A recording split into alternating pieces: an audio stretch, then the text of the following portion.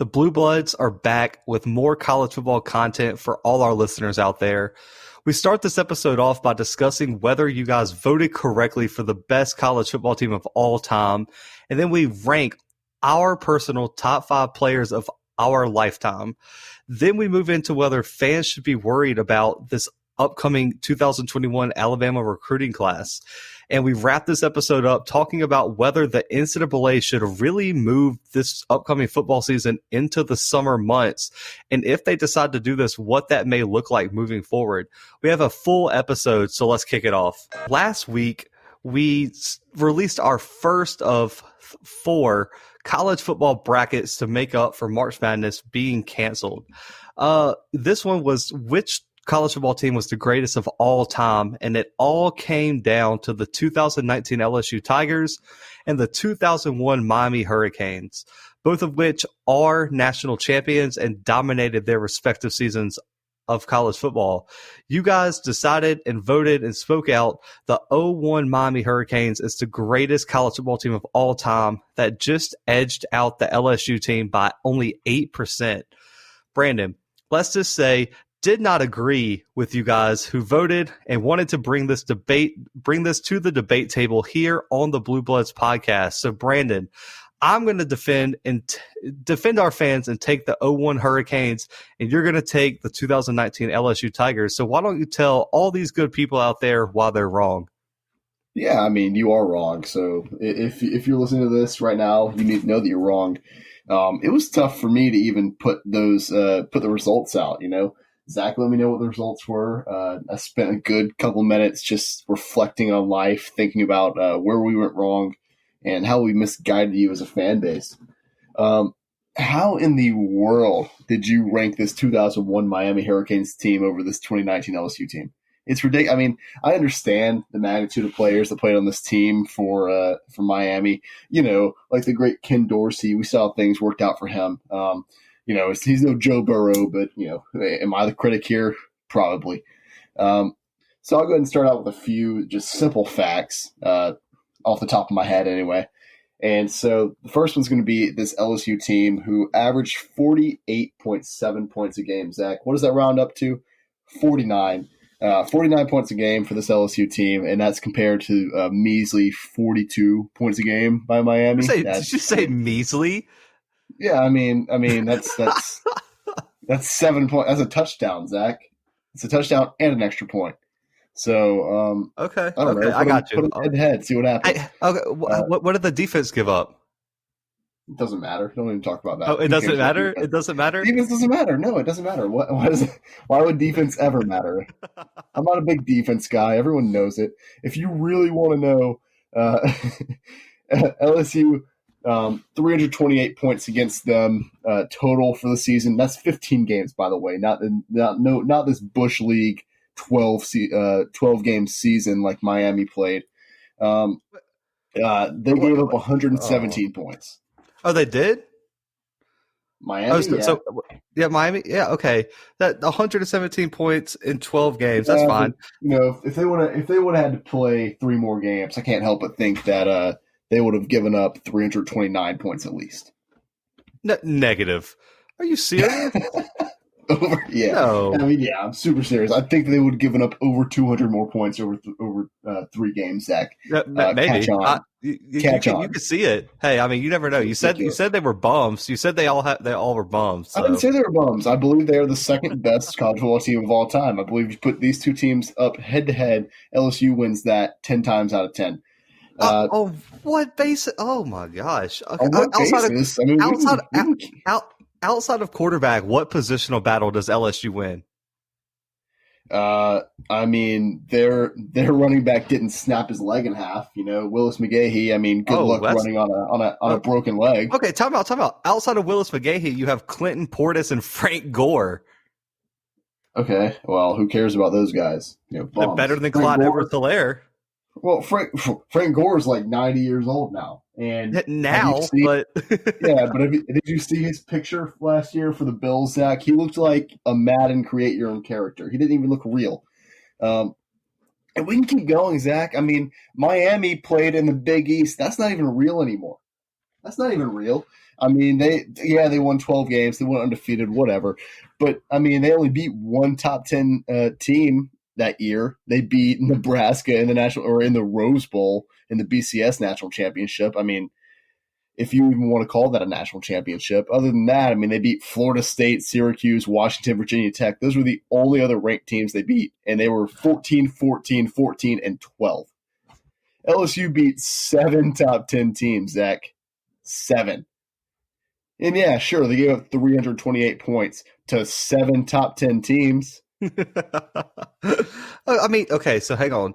I like that stat. I do. They beat 7 top 10 teams. Was Texas a top 10 team? Really? They were number 9, yes. Okay, yeah, they were ranked number 9, but was that truly a top 10 team? Okay, so I'm not a very smart man, Zach. Everyone knows that, but I can count to 10, and 9 is in the top 10. I mean, yes. okay, no. I get that they were ranked 9, but was that talent on that team a top 10 team?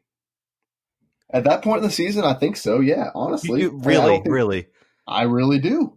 Oh wow.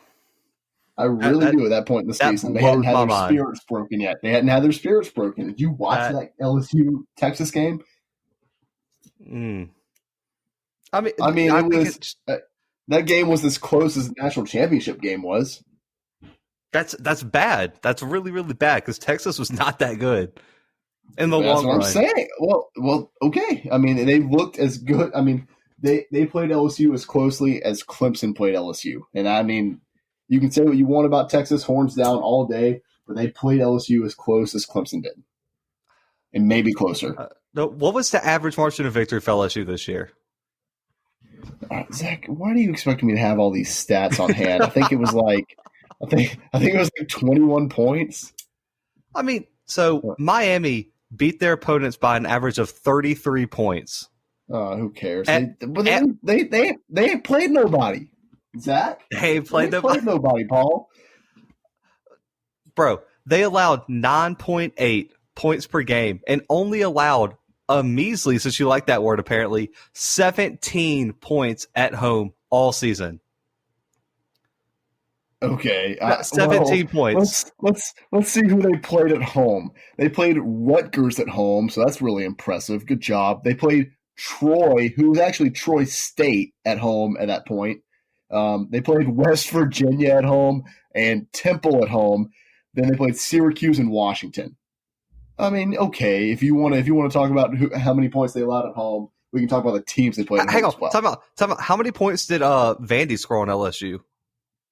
We're not here to talk about Vanderbilt, Zach. We're here to talk about LSU. Well, I think it was 38. 38. Yeah, but what was the final score? 66-38, Zach. They scored 21 points on a third-string team. Oh, gosh. I mean, it's Vandy. Okay, you say the Big East was so weak, but they can't pick who they play in their conference. And when they played in conference, they only allowed 55 points total in all their conference games. Do you know what they can choose, Zach? What's that? They can choose what conference they're in, right? Schools get to choose that, am I right? And they chose the Big East.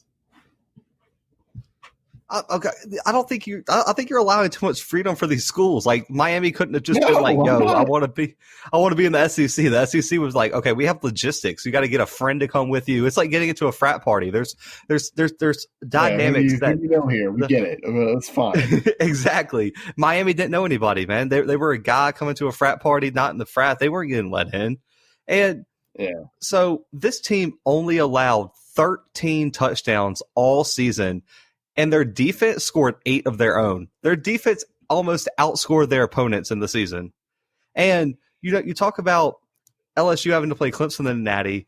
I mean, Miami had to play Nebraska, who wasn't too far removed from their last national championship and was a really, really good team.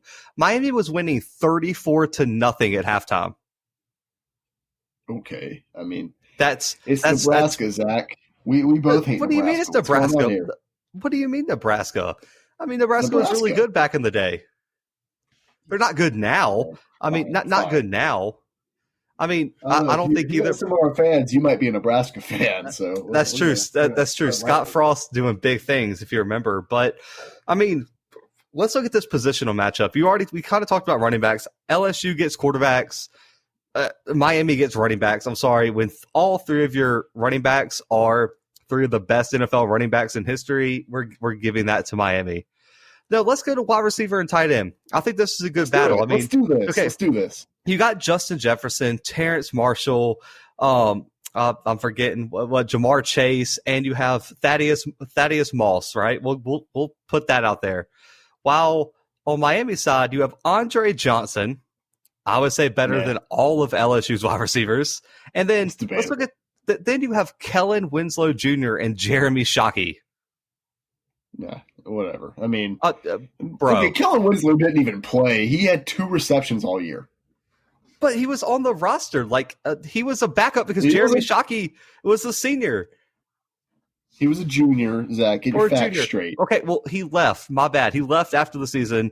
So it was his last year. They're not that. I mean, it's the same thing happening with Sean Taylor. Yeah, Sean Taylor didn't start because Ed Reed was in front of him. Zach, we can do this all day, but I mean, if you want to, let's look at the stats. I mean, you want to talk about these people being the best. I mean, of all time. You were talking about Andre Johnson being better than anybody on LSU's roster. Yeah, maybe in the long run, but not during the span of the season. I mean, he had 682 receiving yards total for the season. Jamar Chase, Zach, had more receiving yards than their entire wide receiving core combined. That's because LSU threw it every play. Miami ran the ball more than they passed it. When you have Clinton Portis, Willis McGahee, and Frank Gore, you're going to give it to those guys. I get that. That's fine. Whatever, Zach. Well, this is okay. Well, okay, you're upsetting me. Clyde Edwards-Helaire had more yards than any. He had more yards than any of Miami's running backs because they were splitting carries. They were splitting carries. Yeah, okay, so let's do the math. You're saying 12. You're saying. Oh my god. Let me make my point. Shh. Okay, sweet boy. We're gonna talk about this. All right. So Clinton Portis, 1,200 yards over the span of the season. Willis McGahee, 314. Frank Gore, 562. Okay, do some math real quick, Zach. What does that add up to? It's like what, almost 2,000? It's over 2,000. So you're really good at math. Everyone knows it. So almost 2,100. It's almost 2,100 yards. Clyde Edwards-Helaire had 1,414 yards this season. Davis Price had 295 yards this season. John Emery had 188, and Chris Curry had 189. Let's do that math real quick, Zach. So 1,414 plus, and this is Brandon's math corner, by the way, in case you were wondering what this segment's going to be called. But I mean, all that comes out to 2,086 yards.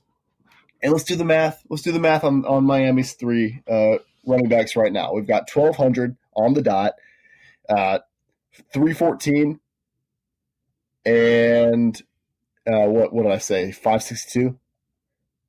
Yeah. 2,076. LSU has more rushing yards between all their running backs. Christ.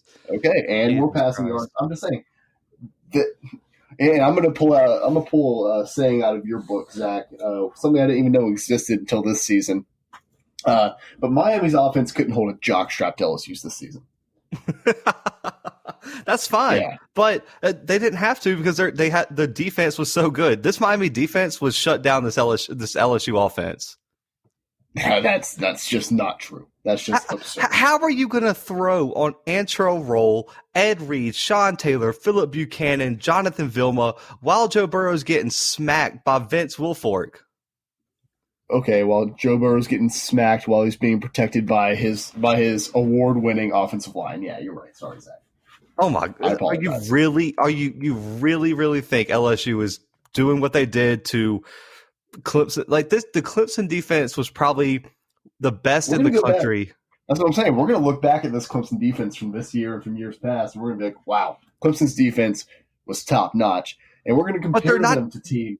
And I'm not going to say that they're the same. I'm not going to say they're the same as Miami in 2001, but I think they're somewhat comparable. I mean, you can't act like they're not. Negative. All right. I think Isaiah Simmons burns anybody on on Miami's defense that year. I do. I mean, Isaiah Simmons is one player though, but like they didn't have a collection of talent like this Miami defense did. I mean, there's no one on there that's comparable to Vince Wilfork, Jonathan Vilma, Antrell Roll, Ed Reed, Sean Taylor, Philip Buchanan. I mean, Ed Reed is probably the greatest safety in college or NFL history, or one of the best. Oh man, there's no debate there. You're right. Yeah, and Sean Taylor had a really great career going until he tragically passed away. Yeah, and I mean, I think Sean Taylor might have been better than Ed Reed in the long run if he would have been able to finish out his career. And let's not forget how good Antrell Roll was, and then Jonathan Vilma. I mean, you watch NFL football, you watch Jonathan Vilma. Jonathan Vilma is no scrub. Yeah. No, he's no scrub. No. This Miami team had a record 17 players from this team that were first round picks. 38 total players were taken in the draft, and a record 6 players from the same team were taken in the 2004 draft. That's fine. Whatever. I mean, it's just one of those things where I get it. I mean, people don't want to vote for this LSU team because, I don't want to fall into recency bias, whatever. Do whatever you need to do. Go back to your comfortable place, whatever that is. Maybe you're living in the past, thinking that old football is better football just because it's older, and we'll never move on. I get it. It's fine. I mean, stop it right now. I'm not allowing you to take this podcast down the road where you think we're going to do it. We're already there. I mean, we're already there. We're already there, and it's disappointing. I really did not want to start this show like this. I didn't want to have to debate this. Brandon insisted. I didn't want to have to kill him on the podcast. You didn't kill me. The people have spoken. The people have spoken, Brandon. 0-1 Miami, and it's not a debate. It's definitely a debate. It was like a 3-vote difference. I don't want to hear not a debate. It did come down to a very, very good close vote. But so we're going to go ahead and move on to our next topic, and it's Matt Miller of the NFL Network started a Twitter storm when he asked fans to rank their top 5 college football players of their lifetime. As you could imagine, there were many strong opinions on this issue, and thousands of people joined in on this debate. So who better to jump in than the strongly opinionated team of the Blue Bloods here? So we're going to keep our snake draft format that we've gone with throughout this podcast. So Brandon, we're younger than some of our audience. So I think ours might differ than some people, but we got to kind of stick to this previous 2 decades. But go ahead and give me your number 5 player on your list. Okay, so this is my personal list. I don't need anybody. Well, go ahead and come after me. You know what? I'm used to it. I live in the mud. I roll around it, and I thrive in it. So if you want to come after me for this list, go ahead. But these are my top 5 personal players that I love watching play, players that I've seen play. And, Zach and I are both 23 years old. We're young, or relatively young. So we're not going to have the same players that a lot of our listeners have. But these are players that we watched play. These weren't players that we were born in 96 and they played in the 96 season, so they were in our lifetime. No, it's players that we remember watching play. With that said, my number 5 player of all time, I'm going to list Adrian Peterson, running back for Oklahoma. This is a player that it was kind of difficult wrapping up my list, and I had to list him just because I remember that 2004 season vaguely, but I do remember watching football, and that was when he was a freshman, and I just remember watching him. I mean, it was almost like defenses couldn't touch him. I mean, he put up nearly 2,000 rushing yards that season. He put up 1,925 rushing yards, 15 touchdowns. And I think he averaged somewhere like 6 yards a carry. It was ridiculous. And this is just one of those personal things for me. I remember watching him play, and not only that season, but the next 2 seasons before he entered the draft. And I think he didn't do nearly as well as he did his freshman season. He played fewer games. He played 11 in his sophomore season, 7 in his junior season. Then he declared for the draft, putting up 1,100 and 1,000 yards respectively there. But just that freshman season really stuck out to me, and so that's why I have him listed at number 5 on my list. I don't think you get drugged for the mud through that. I really like Adrian Peterson here. I don't have him on my list, but I don't think you can go wrong with that pick. I mean, personally, I think he probably was a better NFL player than he was college player, but people forget how highly rated he was coming out of Oklahoma. I mean, people thought he was the next big thing. I mean, they thought he was going to dominate the NFL, which he did. He has some outside of football issues that really impacted his career, but I don't mind that pick at all. But for number 5 for me, it's a very, very recent player, and it's Deshaun Watson out of Clemson. Uh, for me, I would say Watson was one of my favorite quarterbacks to watch on TV. I mean, every time he stepped on the field, there seemed like there was like a Sports Center top 10 play waiting to happen.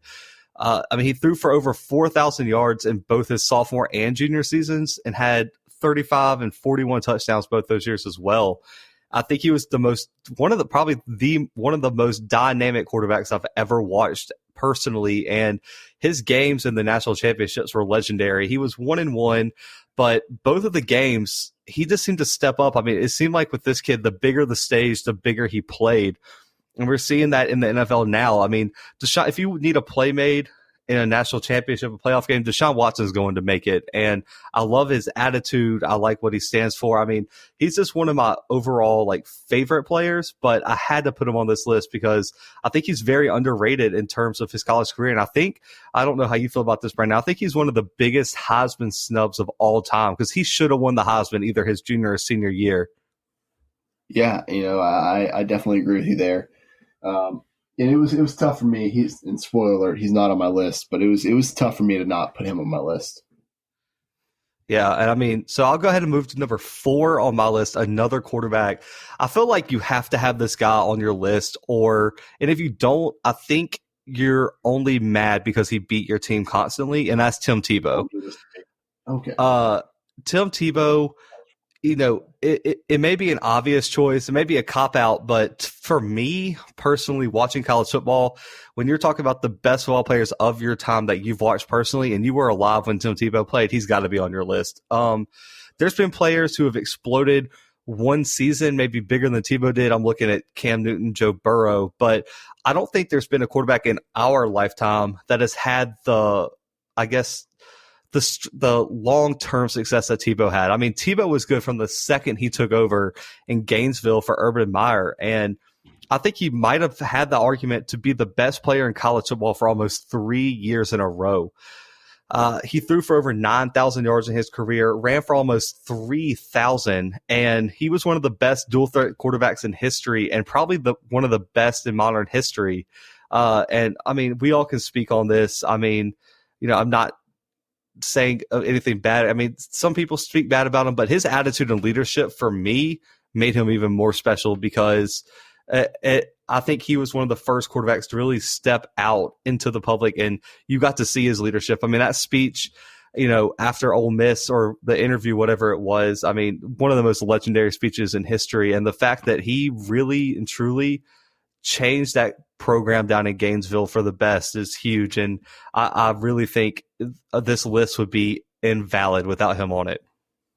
Yeah, that speech he gave after he couldn't even get a yard for his team. Yeah. No, he's on my list as well, but and it's another spoiler alert. But my next pick, my number 4, is a player that, and like Zach said, this is players that we remember watching growing up.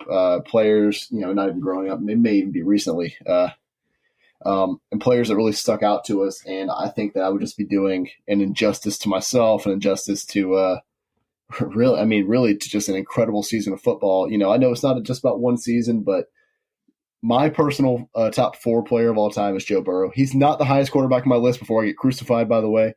And if this were a list of greatest seasons in college football history, he would be higher than 4, in my opinion. But it's not. It's about greatest players that we remember watching in college football. And this is mainly for this past season. 5,671 yards is incredible. Not only that, but you tack on a 76% completion rate, and then 60 touchdowns. You add that to it. It's just, that's something that you can't really overlook. I understand it was one season. It's not like, his season before was awful. I'm not going to sit here and act like it was a great season. It wasn't. A 58% completion rate is bad, But 2,900 yards on his junior season last year is pretty good, but it just doesn't even live up a little bit to this past season and what he did with this team. And so, it's just this past season was very special to me. That's been abundantly clear since we started this podcast. If you listen to our national championship recap, you know exactly how special that moment was for Brandon. Go back and listen. I've had a few sleepless nights thinking about that interview. But, I mean, I'm not mad at that pick at all. I almost had him on my list. He's right outside my list. It's just I had 3 quarterbacks on my list, and I wanted to make room for some other positions, other players on my list. So I'm not mad at that at all. I mean, it isn't just about one season, but at the same time, when your season is as great as Joe Burrow's was, I think that's a valid point, especially as an LSU fan, since this is personal list. Right. For my number 3, I'll go ahead and move on. So, funny story.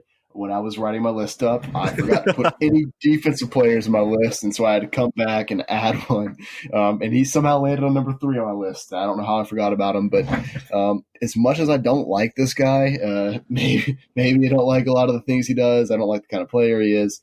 There's no disputing how great he was, especially in college. At his time at Nebraska, I've got Ndamukong Suh, who just really showed out for this Cornhuskers team, specifically in 2009. I mean, even before that, his junior season in 2008.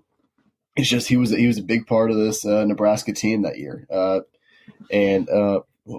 did they even do that season? I'm pretty sure they did defense.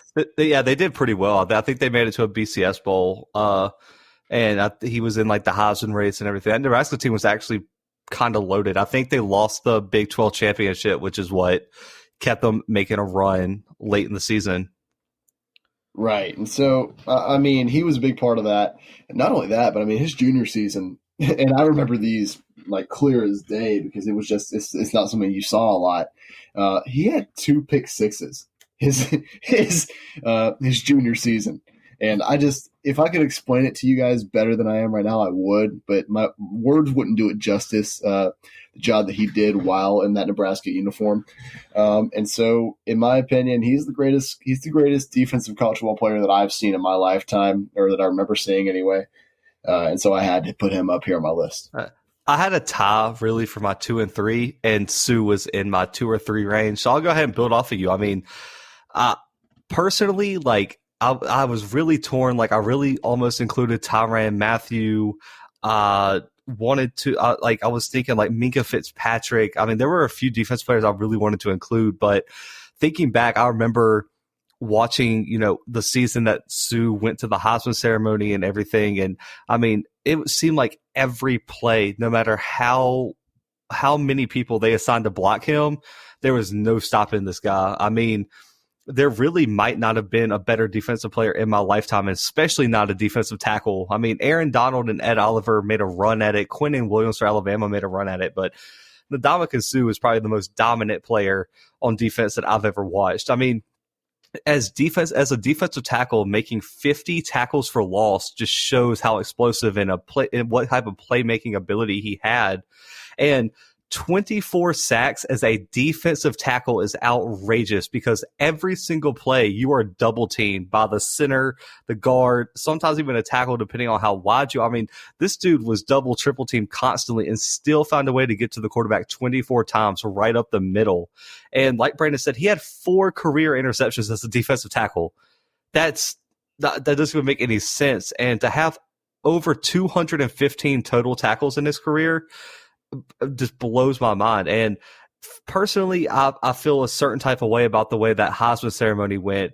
And if there was ever a true defensive player that deserved the Heisman, it was Ndamukong Suh, and it wasn't even close. And I think there was a real argument that he should have gotten it.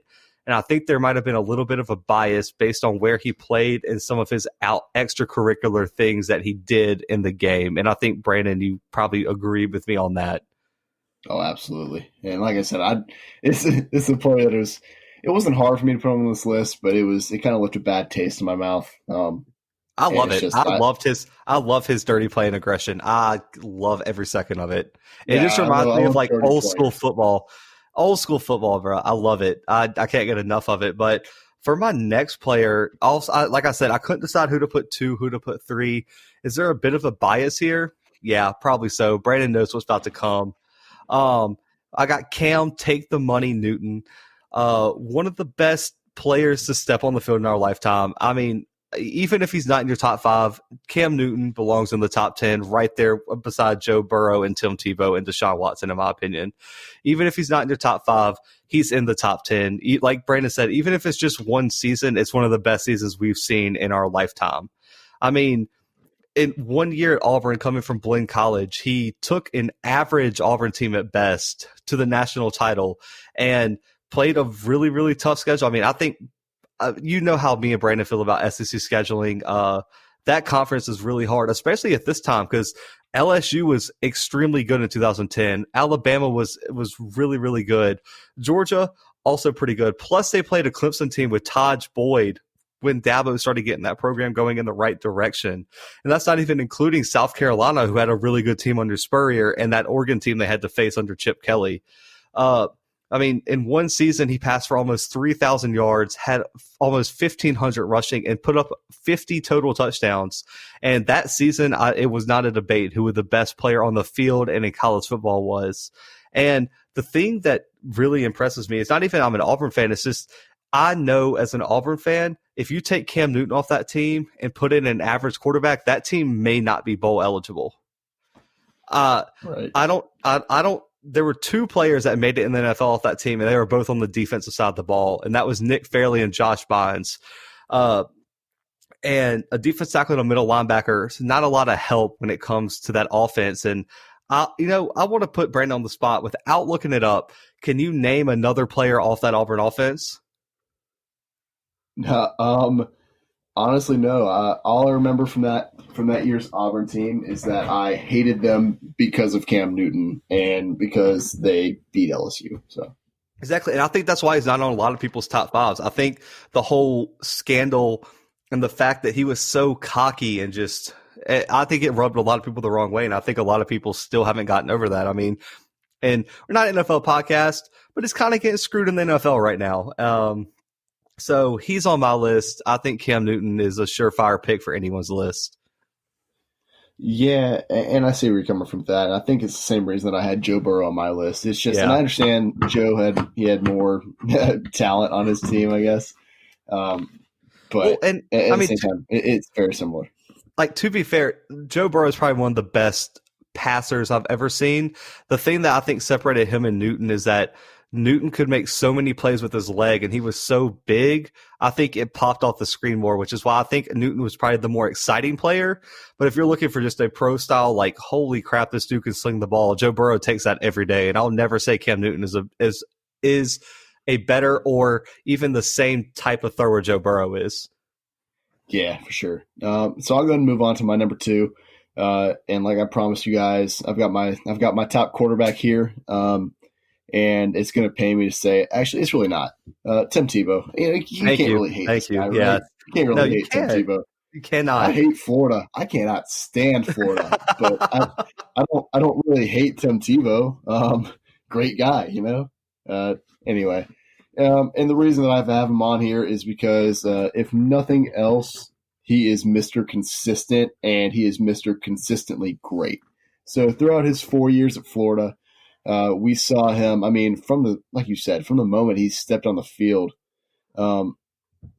We knew he was something special. I mean, the first year that he was like a true starter throughout the whole season, which he did play his freshman year.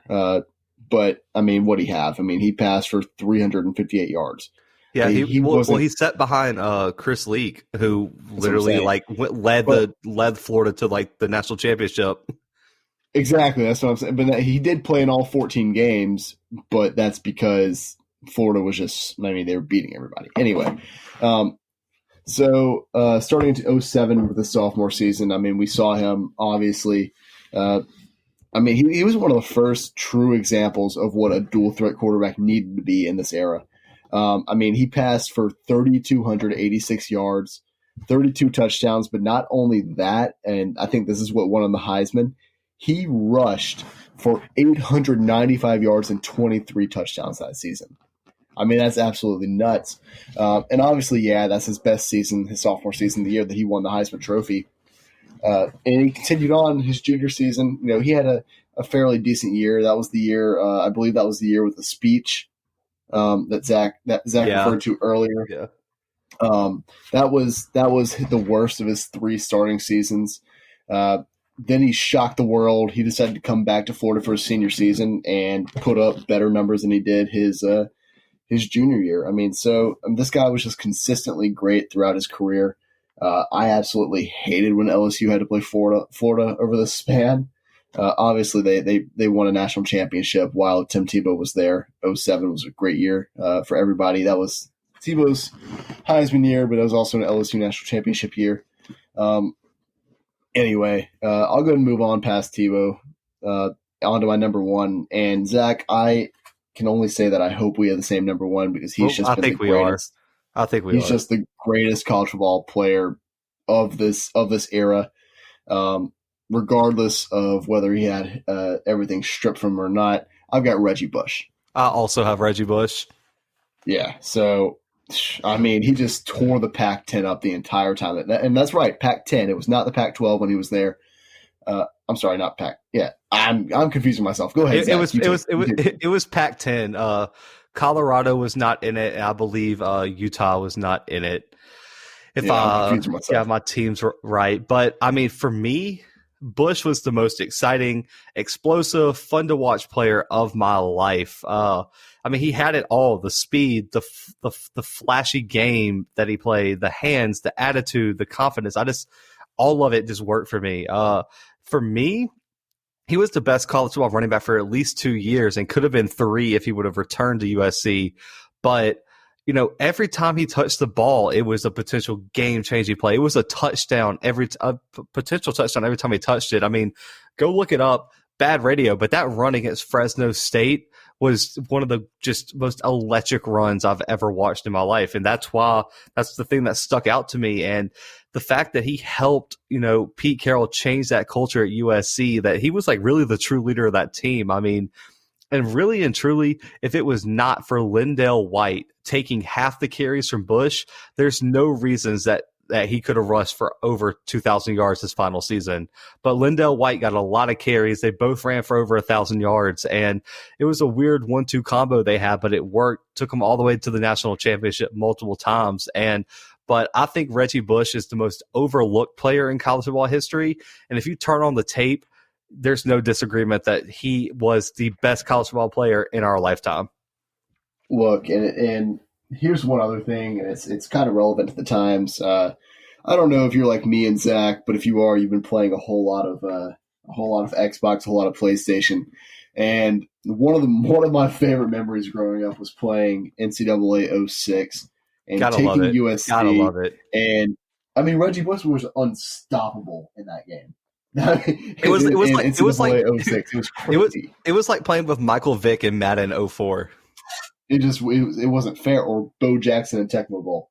And we're really aging ourselves here, actually. But it was just he was unstoppable, and that wasn't too far fetched from what reality was. I mean, and like Zach said, I mean, every single time this guy touched the ball, it was almost not fair. I mean, he was taking it. What did he have? He had how many touchdowns? 16 touchdowns that junior season with USC. Not only that, but I mean 1,740 yards on the ground. And that's splitting half his carries with Lindell White both of those years. Right. I mean, I know earlier, my number 5 player was Adrian Peterson, and I talked about that incredible 04 season where he had 1,925 yards. He wasn't splitting carries like Reggie Bush was. And Reggie Bush would have beaten the rushing record in college football had he not been splitting these touches with Lindell White. Yeah, but anyway. I completely agree with you on that. I mean, this to me was so easy to pick number 1. I worked backwards. I did number 1, then went back. Number 1's Reggie Bush for me always. But we're going to go ahead and move on to another segment here.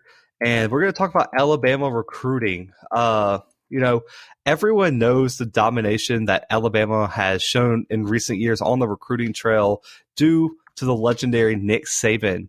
I mean, since 2015, Alabama averages a 1.8 recruiting class finish in those years, and that ranks the highest by far in the country compared to other teams. And this recruiting cycle seems to be off to a historically slow start for the Crimson Tide, as this program only has one commit as of today, March 29th. And with the outbreak of COVID-19, it projects to drastically alter the landscape of this recruiting cycle, which is a bad sign for any program that has a slow start. Programs such as Ohio State, Clemson, Florida already have double-digit commits and are often running on an important recruiting cycle. The early signing period has changed the game in terms of recruiting and made this a year-round process. You know, most recruits aim to sign in December, which means the clock is ticking for the Crimson Tide. Yes, it's only March, almost April, but Brandon, should we start to be worried about Alabama's 2021 recruiting class? Should we be worried? No, I don't think we should be any more worried than we normally are. You know, it's Alabama. They reel in, you know, like you said, Nick Saban at Alabama averages 1.8 on the national recruiting stage, and that's an average. I mean, you know, he gets one plenty of times. He lands 2 and 3 all the time. I think for 2020 they're at 2. Yeah, so they were number 2. Sure, I'm not sure that I'm understanding the question. Should we be worried or should Alabama be worried? Alabama be worried. Let's go with that. Let's go with that. Okay. Should Alabama be worried? I'm also going to go with no. You know, I don't think Alabama needs to be worried. I think as long as they have Nick Saban, and as long as they are still the University of Alabama, as long as they're still finishing in the top 10 every single year, and usually making it to they've made it to the college football playoff every season other than this season. This is an Alabama team that, I mean, it's just one of those things, you know. It's the University of Alabama. It's Nick Saban. It's still a dynasty. I don't think the dynasty's over yet. You know, I don't think the dynasty will be over until Nick Saban's well gone. I mean, really think about it. And here's the way that I can relate to it, because, you know, as an LSU fan, as a fan of another team in the SEC, I mean, you would have thought that when LSU won the game against Alabama back in November of 2019, you would have thought that was their national championship because of how hard everyone celebrated, how excited everyone was that they beat Alabama. Do I think that Alabama needs to be worried about only having one commit at this point for 2021? Not really. I think things are going to come in time. I mean, really, if you look at it, every major recruit in the country has like 3 teams that they're honing things down to. They have in their top 5 is usually what players are posting, you know, at this point anyway, top 5, top 10. The University of Alabama, LSU, and Clemson are usually in that top 5, top 10 for every single player. So no, I don't think they really need to be worried. I think the players are going to take a little bit slower due to this outbreak. And I don't know. I mean, these kids are still in high school. These kids are dealing with a lot of things. They're really looking forward to their senior seasons. And, yeah, sure, they're looking forward to college. Of course, I mean, why wouldn't you? But, you know, it's just one of those things where if you're Alabama, don't be worried because you are still Alabama, if that makes sense. Yeah, I mean, I don't technically disagree with you. I mean, let me start off with this, since everyone thinks that really both of us are biased when it comes to talking about Alabama football. Nick Saban's not in trouble. He's still the greatest coach of all time. And I don't think this speaks negatively toward what Alabama's building. So I actually am taking another opinion. I think the worry should start to build. Should we be should we go ahead and buy the panic button? No. But should we look at the prices of the panic button? Maybe. And the reason is, I mean, Alabama right now has had more kids in this recruiting class decommit than they have commits now. Right. That's not hard to do. It's not hard to do when you have one commit and he's from the state of Alabama. Yeah, from You know, Mobile, Alabama, 4-star defensive end. You know, the thing that makes me kind of worried about this, though, is this is the first time in Alabama history under Nick Saban where only one commit was in the class less than 9 months away from signing day. yeah, That it's that's I mean, as much as yes, it's Nick Saban in Alabama, this is unprecedented territory, and it's only exasperated by the uncertain times that this outbreak has caused. I mean, we don't know when recruits are going to be able to take visits to campuses. So, do you want to chase a team like Ohio State that you compete with for recruits that already has 15 commits and 3 of them are 5-stars? no, I suppose not. Yeah, and so for me, I think this is so worrisome because of the early signing period. If it was back in National Signing Day days where you have till February, let's not stress. You got 11 months. But a lot of these kids want to sign in December and commit before they start playing in August for their high school team.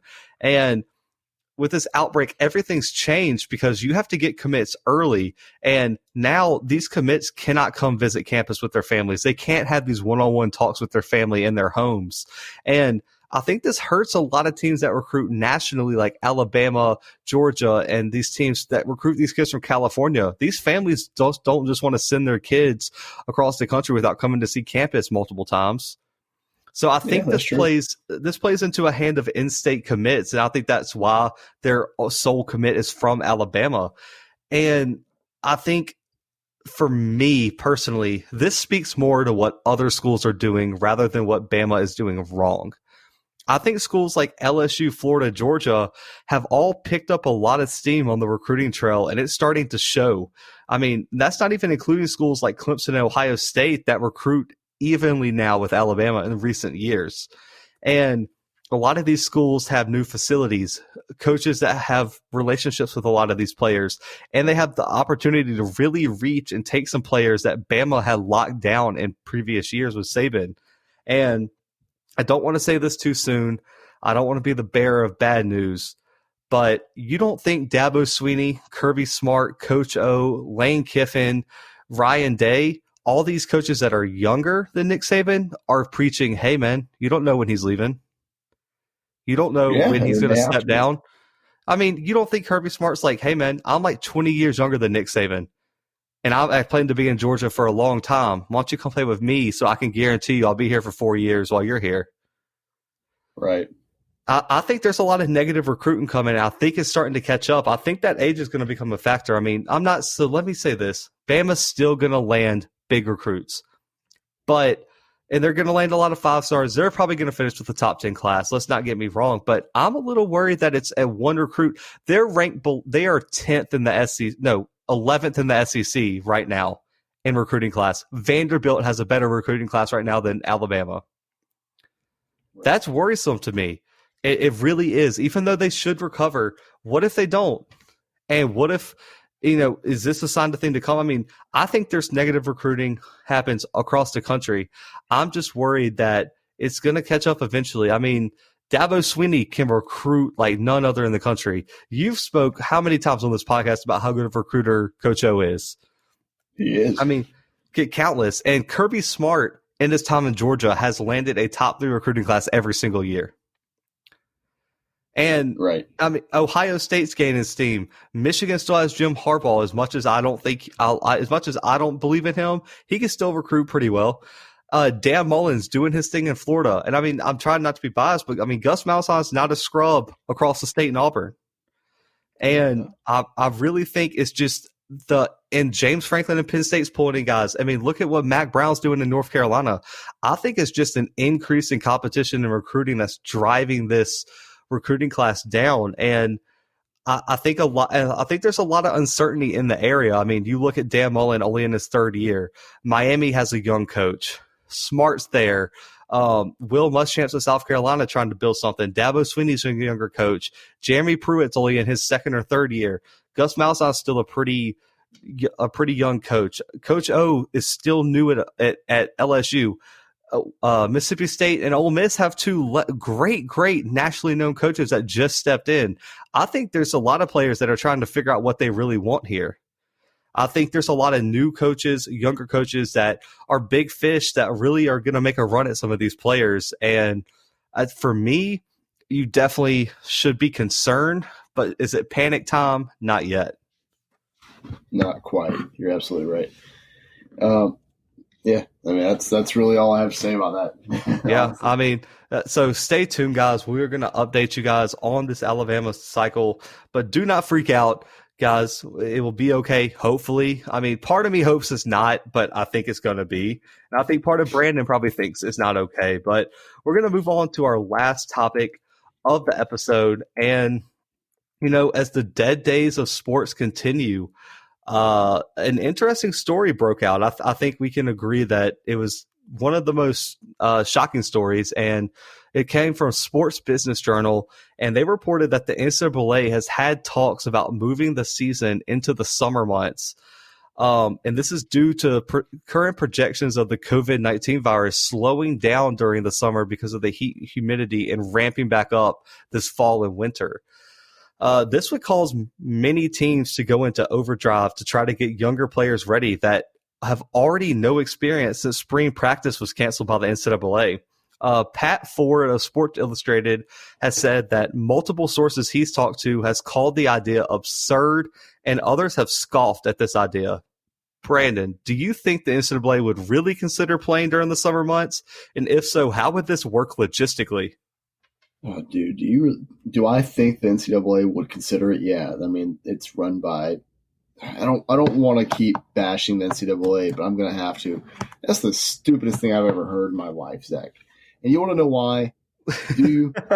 because if you move a sport that is usually played outdoors directly to the middle of hurricane season, that's not going to end well. I mean, if you want to start in July and run it through September, do you know when hurricane season is, Zach? It's like June through September. That's just the worst idea anyone's maybe ever had. I'm not going to lie. I did not expect you to take the hurricane argument here, so you kind of caught me off guard with this argument. Yeah, no, I've got notes on it, man. Don't even worry. And let's think about it. I mean, from a logistics standpoint, what part of the country do hurricanes usually affect? We're going to go south and east coast. Southeastern United States. Wait, Southeast Conference, the SEC. So here's what I think, Zach. I think that this is it's a bunch of collusion going on between the Big Ten, the ACC, the Big 12, maybe even Pac-12. Yo, the ACC has Miami. It's like it's literally the bottom of Florida. No, yeah, they're Florida State. No, they're willing to sacrifice those two. They haven't been producing great football. Yeah. Wow. Clemson's thinking about moving more inland, from what I hear. But they're trying to get rid of that SEC. Clemson's pretty inland. I don't know if you've been to Clemson. Like, it's not on the coast of South Carolina. Yeah, no, it's basically Georgia. We all know that, and that's why they're good at football. It's almost. I mean, that is SEC country, I guess. Yeah, I mean, it is. I mean, personally, I don't see this happening. I mean, it's an interesting idea, but I mean, so a lot of these schools, I know Auburn has personally, so is Kansas State here. I mean, schools have already canceled summer classes, so they're going to allow these students to come back and play football. I don't see it happening. And dude, I would be so mad if this actually happened. As a recent season ticket holder, this would just throw my plans for a loop. I don't know that I'd want to be in a stadium with 102,000 other people around this time. I don't think that this will have died down quite yet by July. And an even better point, really, is there really good evidence to say that this virus slows down under heat? I mean, I understand the severity of it, but I mean, what studies are we looking at to see that it will slow down because of the summer heat in the United States? I understand maybe under severe heat it might slow down, but I don't think. I mean, right now it's like at least here in Louisiana, it's like 90 degrees every day, and it's growing pretty rapidly. I'm not even trying to make a joke here. I'm serious here. I just don't know that it would slow down that much over the summer. I mean, as much as I hate to say that, I don't know what evidence we have that the heat of the summertime is going to slow this virus down. Yeah, I mean, I agree with you. In my notes, I literally have that we should put the players, coaches, personnel, fans first here and think long term. I mean, I think the CDC, other health officials really have to be greatly involved with this decision, but I don't see it happening. And I mean, you brought up hurricane season. I was going a completely opposite way with it. I think the Southern conferences, SEC, ACC, Big 12, and even part of the Pac 12 are going to hate this idea. I mean, how many times have we heard that we should protect the players from heat strokes and cramping and other things related to excessive heat exposure? I mean, I've been to Baton Rouge in early September for a 2:30 game in the upper deck on a bright, sunny 98-degree day, and I thought I was going to die just sitting in the stands. I don't think these kids want to play a game in Baton Rouge in July, in the middle of the day. Let's just say they have a 2:30 kickoff. I think we're going to see a lot of players ask for some domes to play in because that sounds absolutely miserable to even go to a game like that. No, you're not lying. I mean, I would be upset which I wouldn't be that mad because I'd be watching football, I guess. But that sounds so miserable, man. If you move my football season, I'm not going to know what to do. It's been a couple weeks now without sports, and I'm already kind of on edge. If you move my football season, I'm not going to function correctly for the next, let's say, 3 to 5 years. It's going to throw me off that much. It's going to throw me off that much. It is. I mean, I just don't understand how this is going to work at all. I mean, you literally force teams to have indoor practices because of the heat. They can't have a certain length practices because of the heat down south. I mean, and let's not even talk about that. I mean, so we're both from the South. Brandon, how much humidity, does a place like Baton Rouge have during the summer? Well, it sits right on the Mississippi River. I mean, you can literally walk to the levee. You can see the levee from campus. It's right across the street. So, yeah, there's a lot of humidity. Yeah. So what happens when a team let's say Utah State that comes from no humidity comes down to play in Baton Rouge in July? Oh, they die. I'm sorry. Absolutely. I know Death Valley is where dreams come to die. Bad things would happen. I mean, I don't think you can. I don't think you can account for the change in, I guess, environment for some of these teams. I mean, the environment difference between Oregon and Ohio State, who play in the second week of the season, is so drastic that I think it's going to be dangerous, man. I really think, as much as I want football to happen, I really think you got to put the concerns of the players here, and then that doesn't even account for. They're saying this is going to be a reduced season or like a condensed season is the word I heard. And how do we account for bowl games, sponsorships, TV deals, deals with stadiums? I mean, there's so many logistical things that have to go into this. And I mean, if they're going to start in June, you got 2 months to get this together, and I don't see how that's illogical in the slightest.